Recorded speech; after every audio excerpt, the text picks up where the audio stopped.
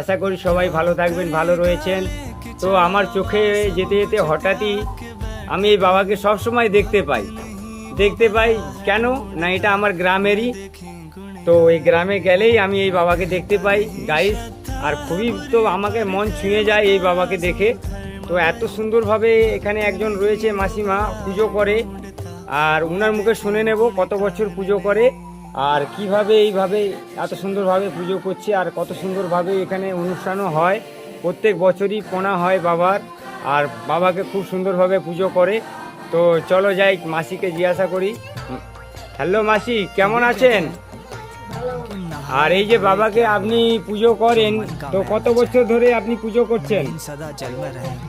তো বাবাকে সবাই ডাকে, আশা রাখছেন বাবার কাছে কিছু পাওয়া যাবে, তাই তো?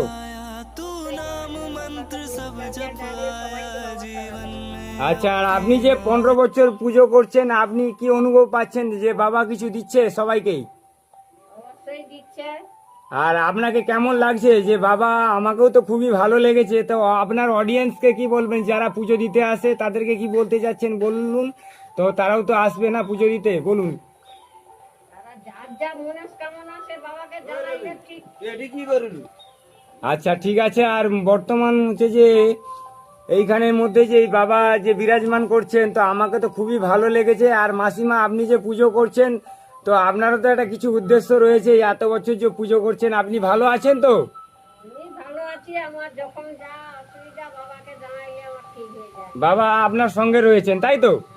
তা অডিয়েন্সকে বলতে যাচ্ছি যে এইটাই, যে আপনারাও আসুন আর বাবাকে ভক্তি ভরে ডাকুন, আর অবশ্যই আপনার মনস্কামনা পূর্ণ হবে। তো অনেক জায়গায় দেখেছি যে নন্দী মহারাজ বাইরে থাকে আর বাবা ভেতরে থাকে, মানে শিবলিঙ্গ ভেতরে থাকে। তো এখানে বিরাজমান করছেন নন্দী এবং বাবা শিব মহারাজ, মানে এখানে উৎপন্ন আপনারাই করেছেন, তাই তো? আর খুবই ভালো লাগছে, তাই তো? আর এখানে লিঙ্গ রয়েছে, আর আমি দেখতে পাচ্ছি লিঙ্গ রয়েছে, লিঙ্গও পুজো হয় এখানে। হ্যাঁ, আর সামনেতে রয়েছে গাইস, সামনেতে দেখতে পাচ্ছেন সামনে একটা বড় একটা আশুর গাছ রয়েছে। তো এটা আমাদের জিতেই বসান গ্রাম। তো এখানে মন্দিরটি খুবই সুন্দরভাবে নিরালাভাবে রয়েছেন। আর এখানে বাবা ভোলেনাথের বিরাজমান, তো অবশ্যই দেখেই গা যেন আমার শিউড়ি উঠছে। তো একটা গেলে যেন একটা ভয় ভয় মনে হয় যে বাবা এখানে খুবই জাগ্রত রয়েছে। তো এই মাসিমা 15-17 বছর ধরে এই পুজো করছেন, নিশ্চয়ই ওনার কোনো মনস্কামনা তো রয়েছেই। আর বাবাকে যা মাগলে সবাইকে বাবা ওটাই দেয়, এটাই মাসি বলার কর্তব্য। তো অবশ্যই অডিয়েন্স দেখবেন। তো এটা আমাদের দিতে